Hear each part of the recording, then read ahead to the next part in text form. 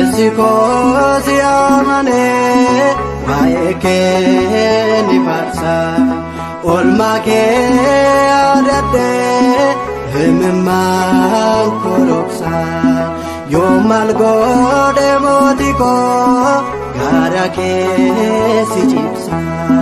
yomal gode abako garake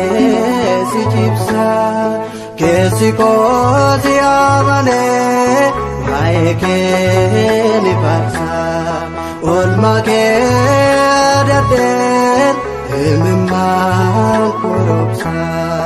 yomal gode motiko garake si chipsa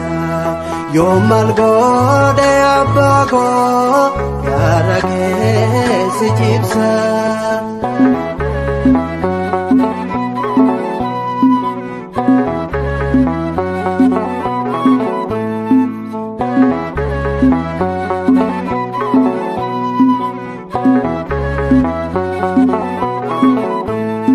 Yawaka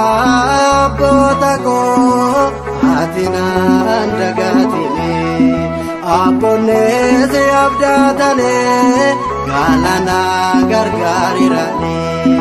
wagga sadif jiaja umesa dhabane lapele de abante kosbane kesikosi amane maeke ni farsa olmake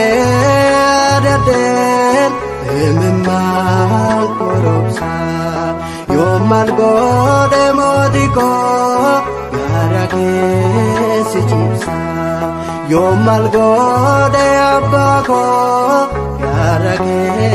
si chipsa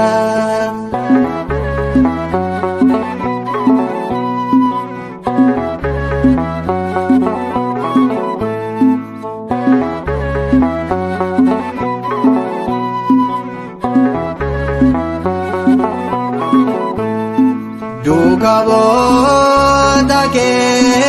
uyashantamaka agora kolkolo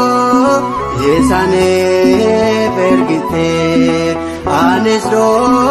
gamba na perge me apurake seta jajilonane ta ilmake kesikosi amane maeke ni farsa olmake adade hemman koroksa yomal gode motiko garake si chipsa yomal gode abako garake si chipsa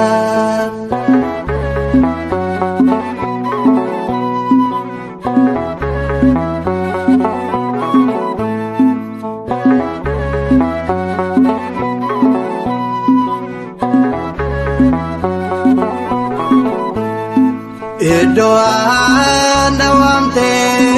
yomiyon dagaddo dukane chagesa efate nabastita garumma ketini manake nawamtita akamse barbado atena velateta kesikosi amane maeke ni farsa olmake adade hemman koroksa yomal gode motiko garake si chipsa yomal gode abako garake si chipsa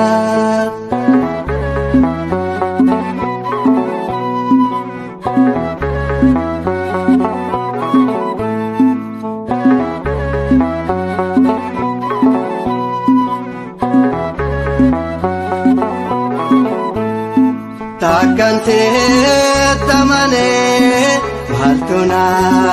yaaddessa abdii koo annaaf taateef maaltu seen addaa na baasa yoon du'ees kan keeti jireenyi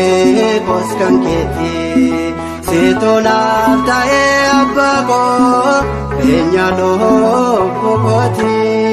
keessi koo si amanee waa'ee kee ni faarsa oolmaa kee yaadadheen himimmaan koromsa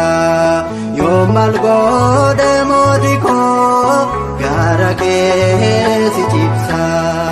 yoo maal godhe abbaa koo gara kee si cibsa yoo maal godhe waaqa koo gara kee si cibsa yoo maal godhe uumaa koo gara kee si cibsa yoo maal godhe abbaa koo gara kee si cibsa yoo maal godhe yesus koo gara kee si cibsa yoo maal godhe